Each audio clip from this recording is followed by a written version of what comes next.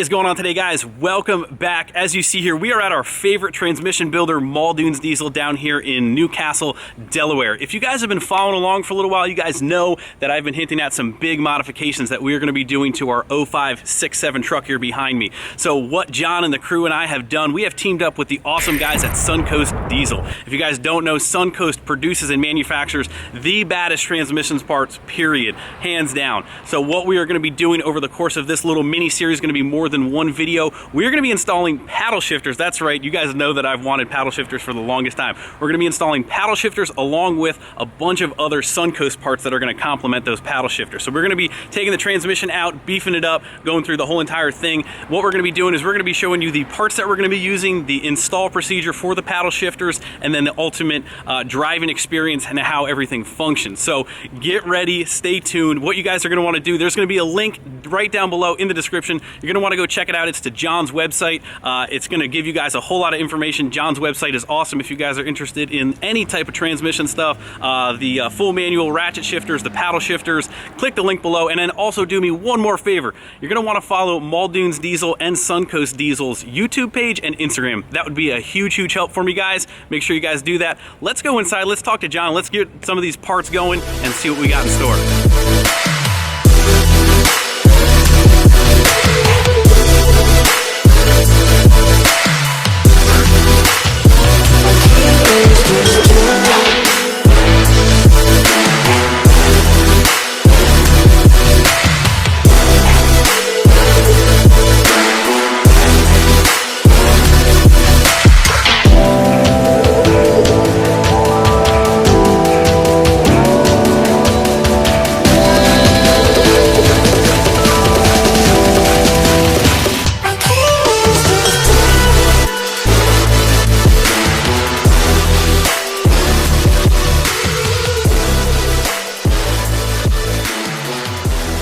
Oh boy, look at this.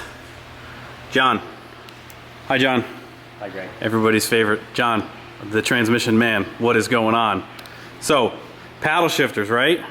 We're doing paddle shifters. We're doing them. Are you excited? I'm so excited. Okay, so as I mentioned, the first part of what we're going to be doing, guys, before we pull the truck in, pull the transmission out, we're going to go over everything that is laid out on this table here, and there's quite a bit. So, here's what most people see, just the actual paddles, but there is a lot of other stuff that we're going to be doing. We're going to let John take over, but John, paddle shifters, give us the 411.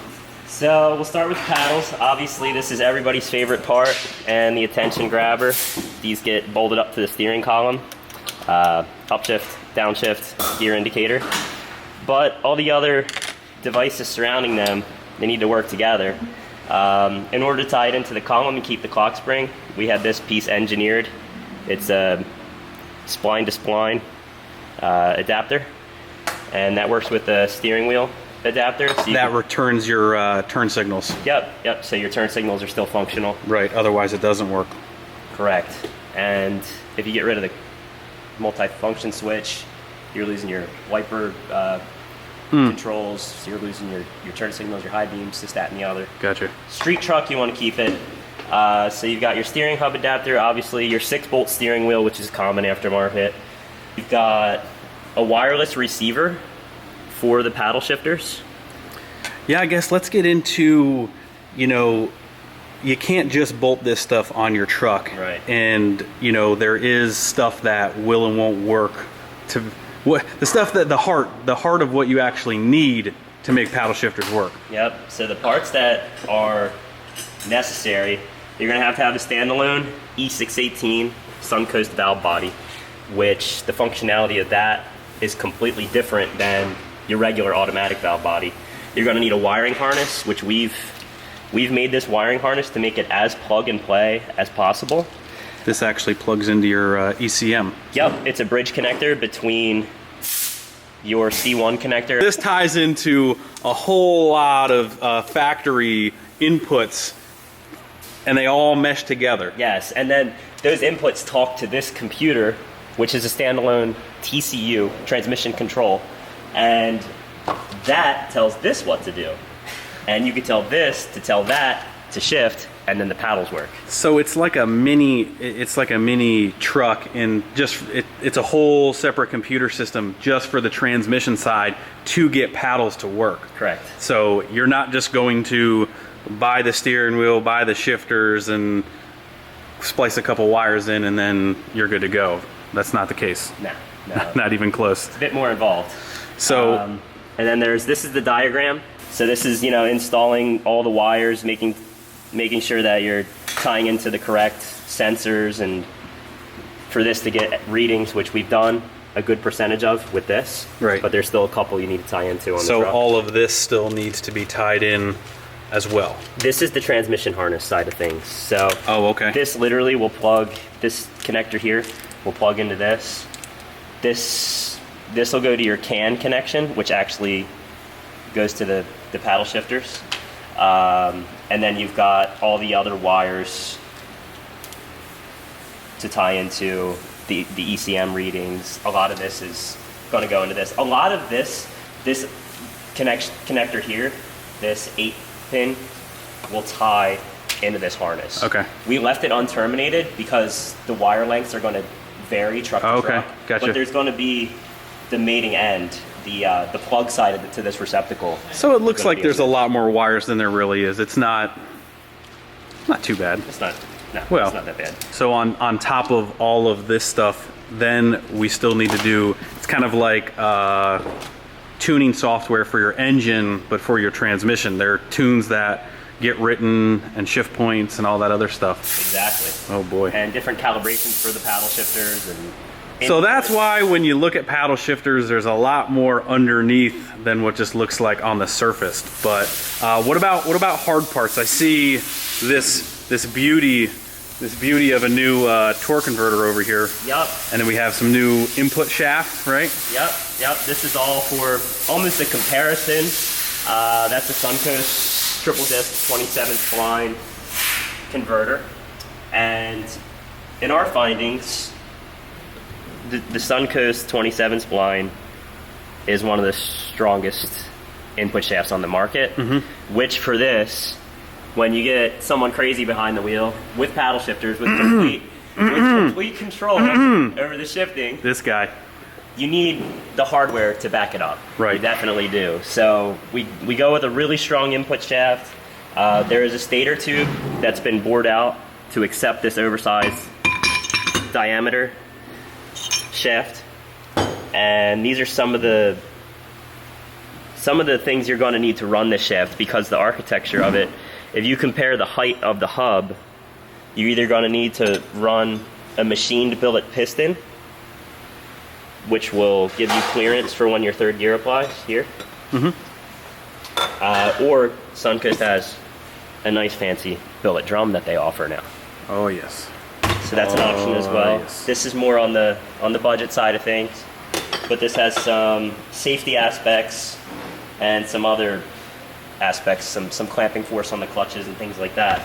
Right. That set it apart from the stock drum. I think the biggest thing you were telling me correct about that was when you start spinning super high RPM, the multiplication actually doubles. So 4,000 is 8,000 or something like that. So when you start getting up into the higher RPM, that stock has a chance of actually coming apart, correct? Yep. The factory drum, if you spin it to 10,000, this centrifugal force it'll scatter, and it will be catastrophic. It will punch a hole in the side of the transmission case.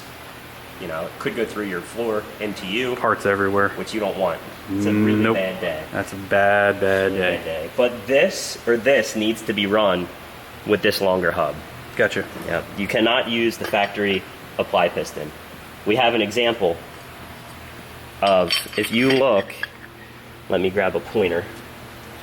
If you look at the webbing on this casting right here, see how it's flattened out on every one? That is because it does not have the clearance. This is one that hasn't been ran with one of these shafts. It doesn't have the clearance against this hub. When the third gear applies, it's gonna hit. It's gonna hit this, and that's exactly what happened on this particular piston.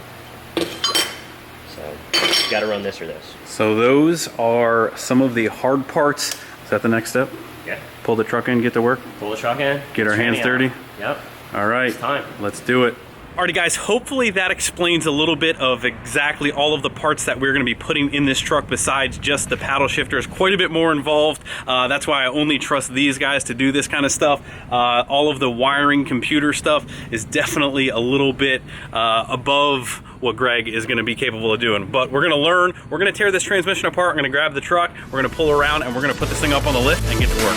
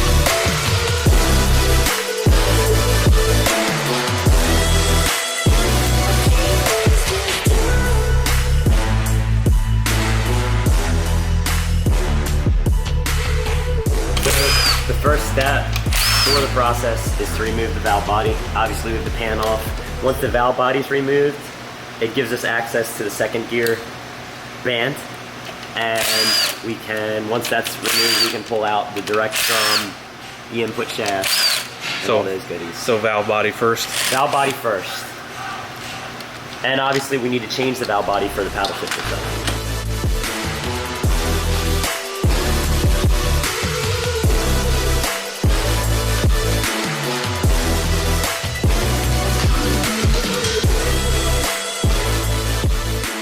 All right, what are we doing over here? This is the new PCS valve body?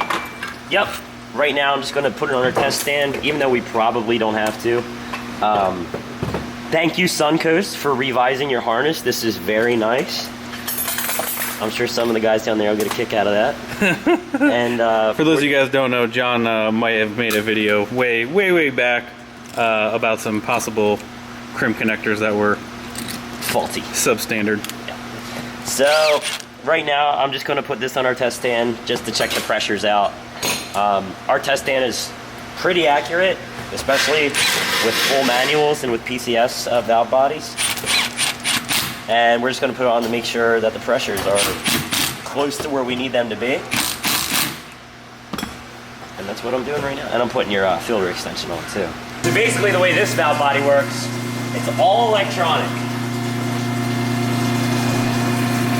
It's going to do a minimum of 100 PSI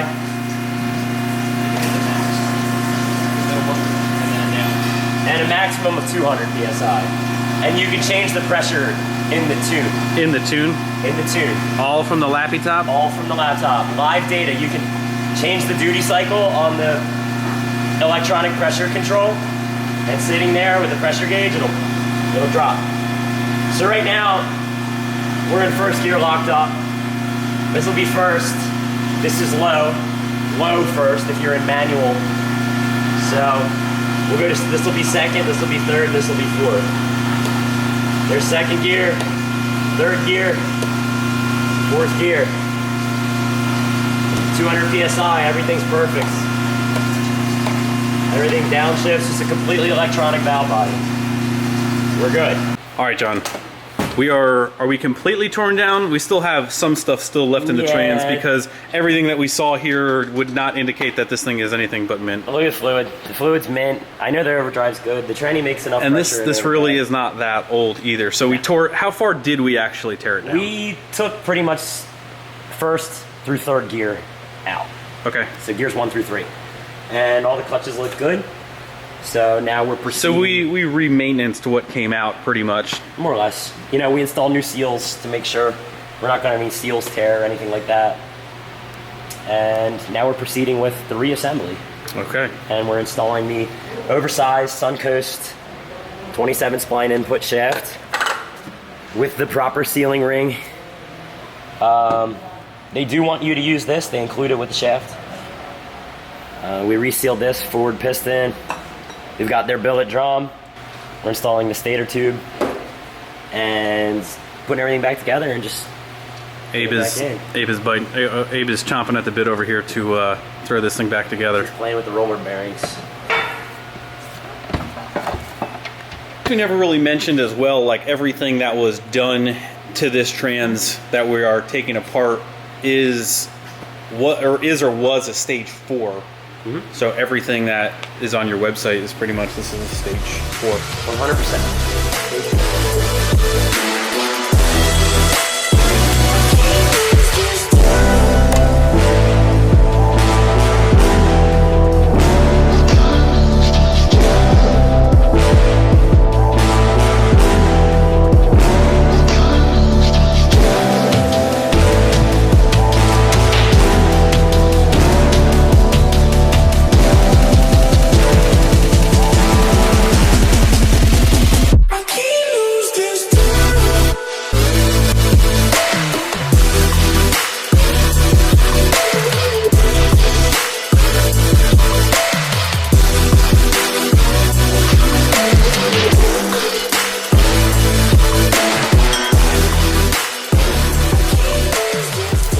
Guys, there she is. She is all wrapped up, ready to go back in.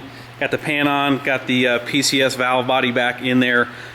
New input, all new parts in there. As John explained, we are ready to bolt the T-case back on and put this thing back up in the truck. With that said, that is going to wrap up part 1 of this video. I believe that we will be able to wrap it up in the second part in a couple days here. We're gonna go back, we'll go over all of the wiring, get that all installed in the truck, get the paddles, the steering wheel, all that put in, and get the trans back in the next video. So make sure you guys stay tuned for that. Like I mentioned before, go follow all those links below. I really appreciate it. I will see you guys on the next one. Hit the thumbs up before you leave, subscribe if you have not already. See you guys tomorrow. See you.